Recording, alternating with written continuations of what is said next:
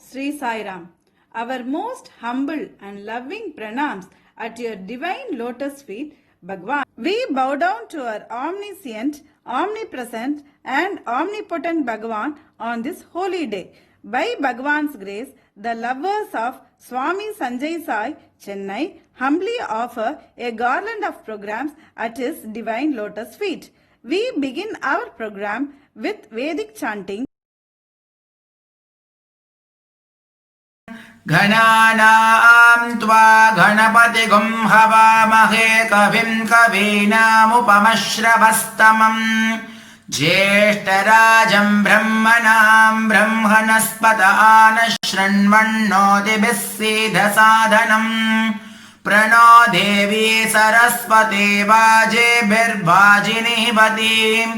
धीनामभित्रयवतु गणेशाय नमः सरस्वत्यै नमः श्रीगुरुभ्यो नमः हरिः ओम् सहना भवतु सहनौ भुनक्तु सह वीर्यं करवावहै तेजस्विनावधीतमस्तु मा विद्विषावहै ॐ शान्तिः शान्तिः शान्तिः सहस्रशीर्षं देवं विश्वाक्षं विश्वशम्भुवं विश्वं नारायणं देवमक्षरं परमं पदं विश्वतः परमान्नित्यं विश्वं नारायणगुं हरिं विश्वमेवेदं पुरुषस्तद्विश्वमुपजीवति पतिं विश्वस्यात्मेश्वरगुं शाश्वतगुं शिवमच्युतं नारायणं महाज्ञेयं विश्वात्मानं परायणं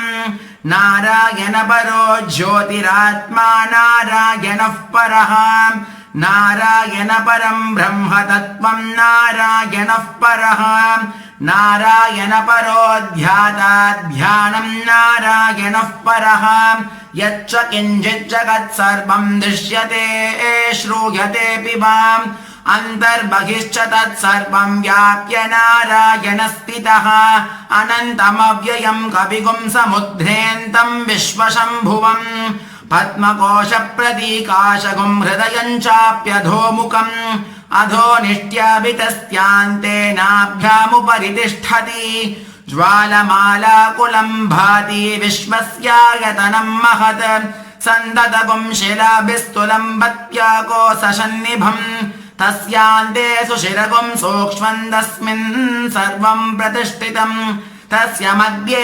महानग्निर्विश्वाचिर्विश्वतोमुखः सोऽग्रभुग्विभजन्तिष्ठन्नाहारमजरः कविः तिर्यगूर्ध्वमदश्चायीरश्मयस्तस्य सन्ततां सन्तापयति स्मन्देहमापादतलमस्तकः तस्य मध्ये वह्निशिखा अनीयोर्ध्वा व्यवस्थितः नीलतो यदमध्यस्था विद्युल्लेके बभास्वरा नीबारशूकवत्तन्वी पीताभास्वत्यनूपमा तस्या शिखाया मध्ये परमात्मा व्यवस्थितः स ब्रह्मः स शिवः स हरिश्चेन्द्रः सोऽक्षरः परमस्वराट् ऋतगुं सत्यं वरं ब्रह्म पुरुषं कृष्णपिङ्गलम् ऊर्ध्वरेतं विरूपाक्षं विश्वरूपाय वै नमो नमः नारायणाय विद्महे वासुदेवाय धीमहि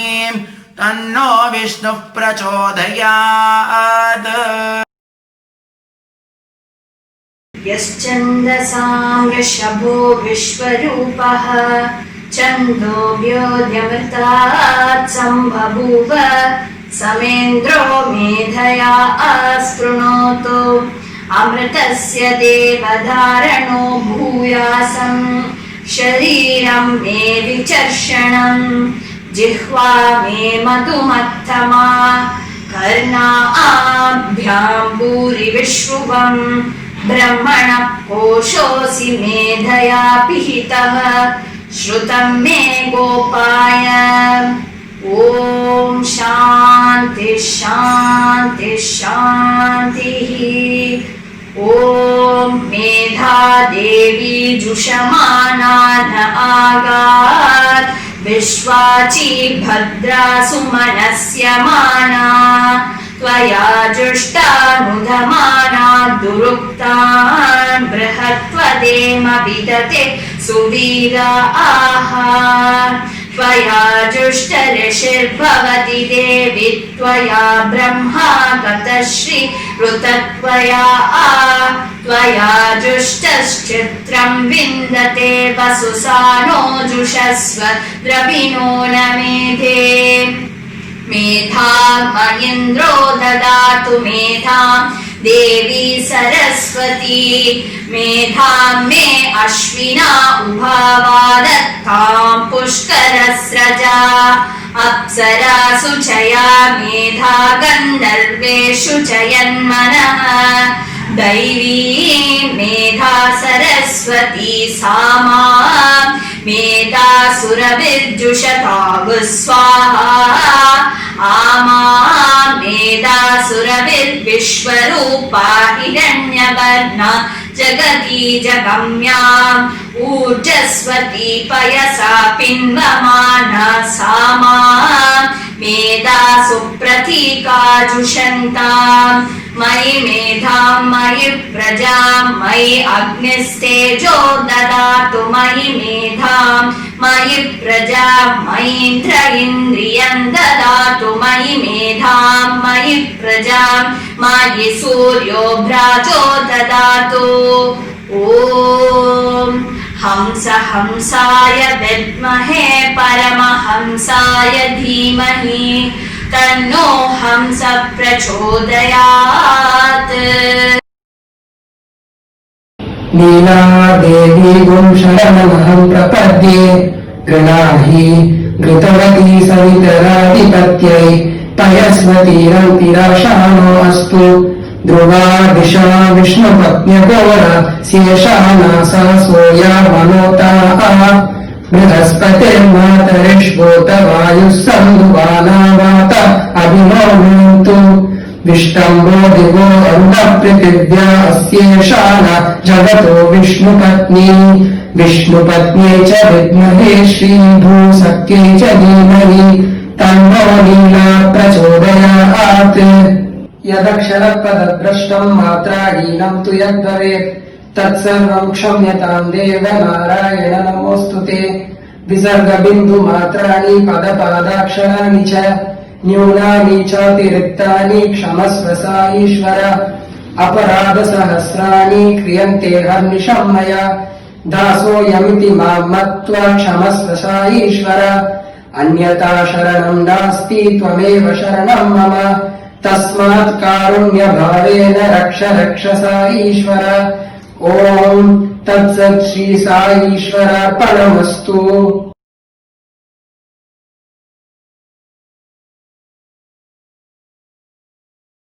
Now we have a hymn by Adi Shankaracharya that depicts the significance of Guru Tattvam. Guru Ashtagam rendered by Savita Gururaj. शरीरं सुरूपं प्रतापाकदत्त यशश्चारुचित्र दलं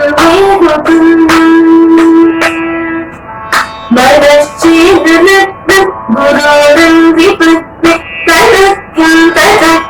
ततक्किं कणत्रं दलं पुत्रपौत्रादि सर्व गृहं बान्धव सर्वमेतद्विजातम् मनश्चेदनत्नं गुरोरं विपत्ते ततक्किं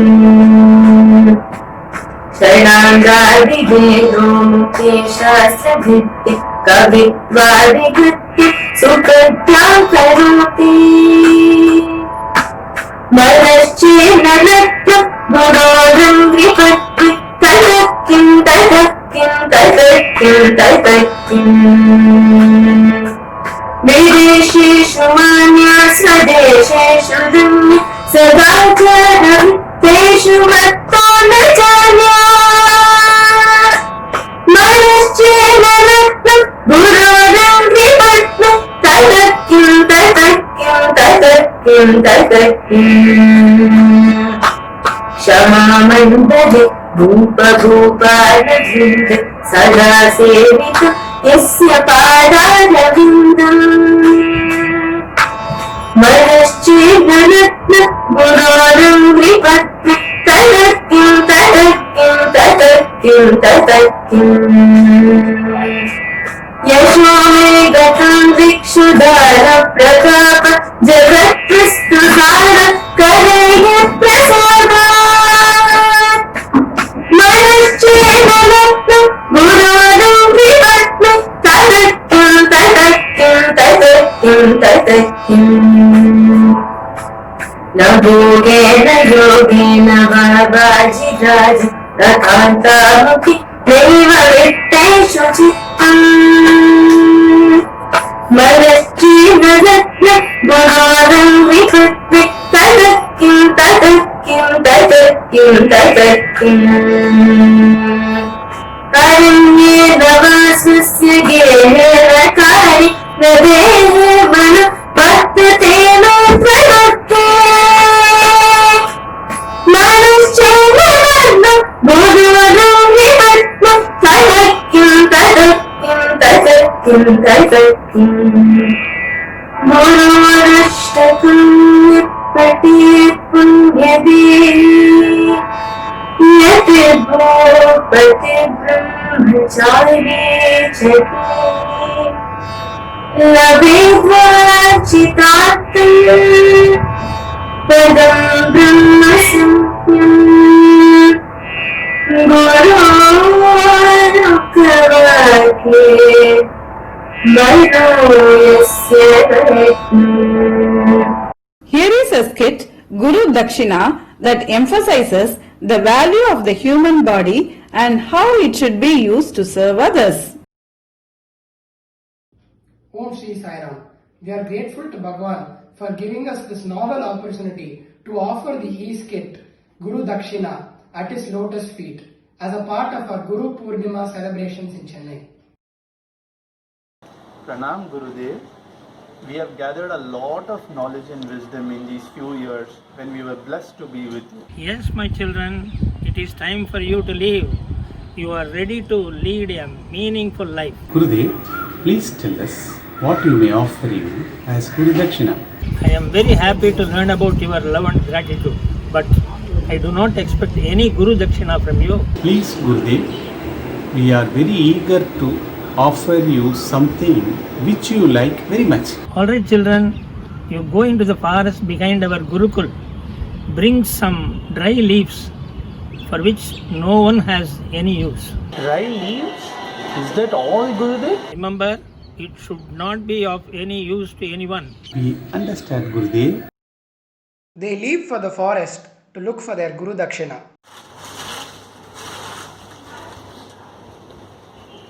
Please put those leaves back into the heap. I have collected them. I am taking them to my field. When I burn them, their ashes will enable me to have a rich crop of food grains. Alright, friend, we will not disturb the leaves. We will put it back into the heap. They go further. Two ladies are collecting leaves. Why are you collecting these dry leaves?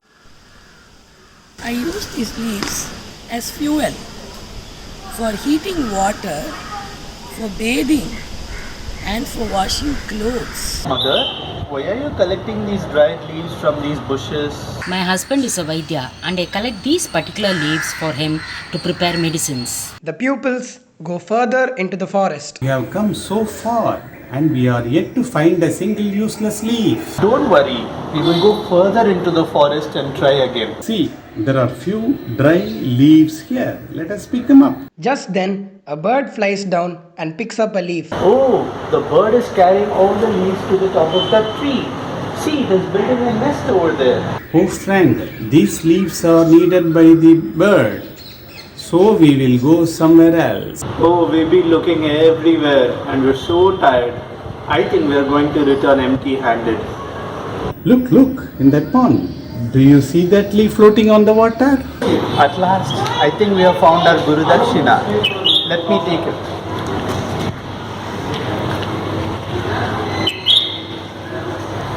Yes, I got it.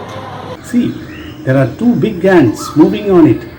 Oh, the ants are scared. and they have stopped moving now. Yes, it is their lifeboat. It has saved the ants from drowning in the water. So this leaf too cannot be taken to our Gurudev as Guru Dakshina. Alright, you put it down and let us go back to our Gurudev and ask him to forgive us.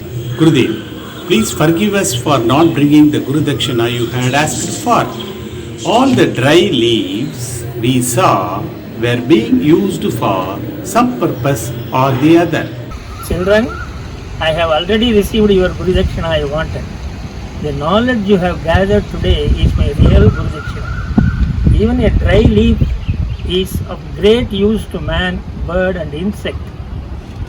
How much more precious then should man's body be when it is put to good use? No one can say how long or short is the time span of human life, but it is necessary to make every day special. Each day you can live a whole life. The only condition required for this is to be away from greed and ego. Take good care of your body and use it to make your life and others' life happy. Yes, Gurudev. Gurudev, this is a valuable lesson that we will always remember in our lives. Nothing is ever useless. Pranams, Gurudev. Jai Sai Ram.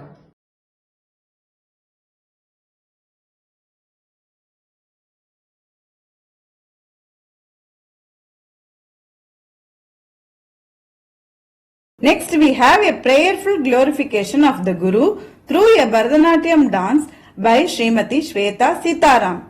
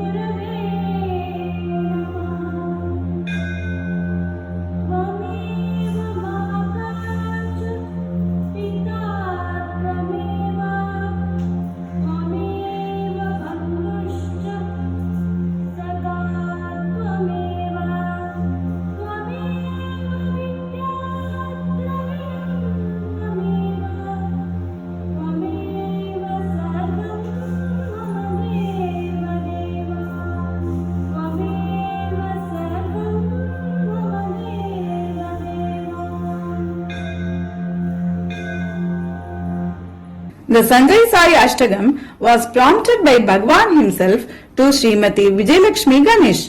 It was offered at his lotus feet on July 16, 2019 at the Mystic Mountains, Nepal. Swami himself named it Sanjay Sai Ashtagam and announced that it would be sung after the Aarti song all over the world. We consider it a boon by Bhagwan. Carnatic singer Ashwath Narayanan has rendered it as an offering to our dear Lord.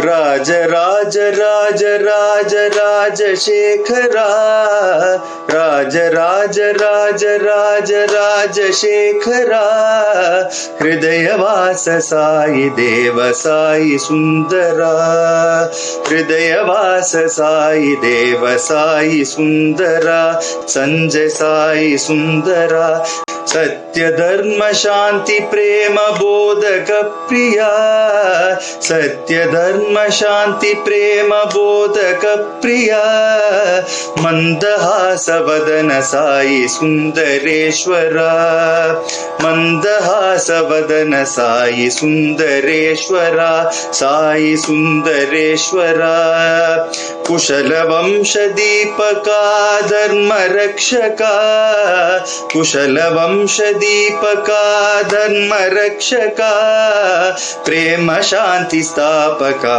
पशुपतीश्वरा Sai पशुपतीश्वरा भाव भक्ति जीवन मुक्ति वरदायका भाव भक्ति जीवन मुक्ति वरदायका सृष्टिकर्ता संजय साई वेंकटेश्वरा सृष्टिकर्ता संजय साई वेंकटेश्वरा साई वेंकटेश्वरा ब्रह्म विष्णु शिव स्वरूप विश्वपालका ब्रह्म विष्णु शिव स्वरूप विश्वपालका माया देवी नंदना प्रेम स्वरूपा माया देवी नंदना प्रेम स्वरूपा साई प्रेम स्वरूपा आत्म तत्व रूपका विश्ववंदिता आत्म तत्व रूपका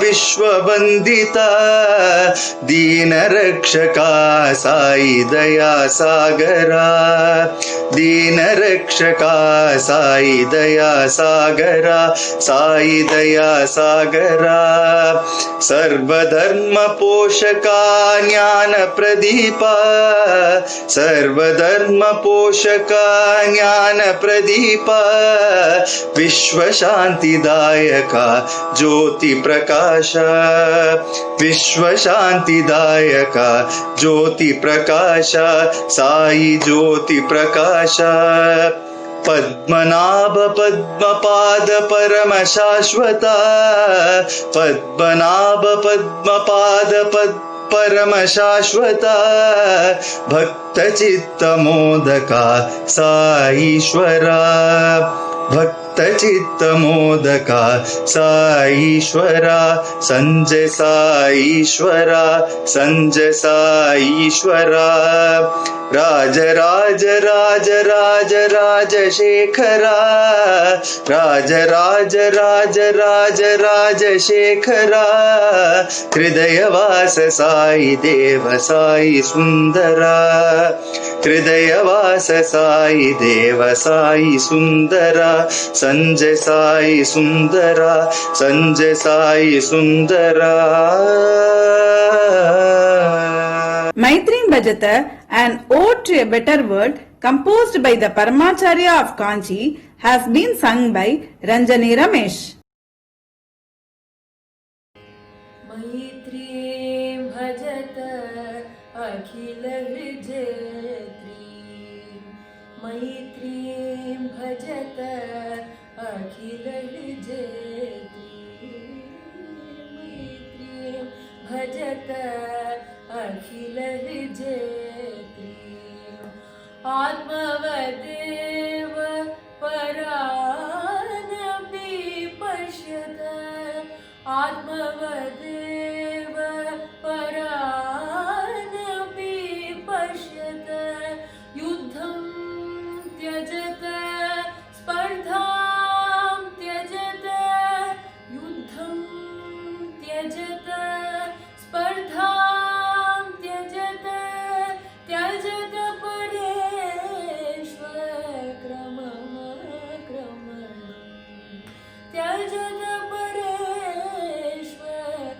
ममक्रमणं मैत्रीं भजत अखिलविजेत्री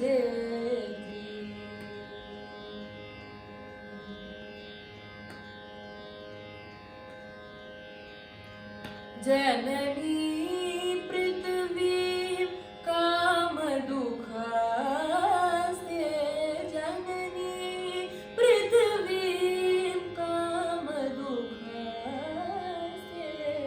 जनको देवः सकल दयालु जनको देवः सकल दयालु धाम्यत दयत दयगुं जनत धाम्यत दयत दयगुं जनत श्रेयो भूयात् सकल जनानां श्रेयो भूयात् सकल जनानां श्रेयो भूयात् सकल जनानां श्रेयो भूयात् सकल जनानां श्रेयो भूयात् सकल जनानां. Now we shall have Aarti to Bhagwan.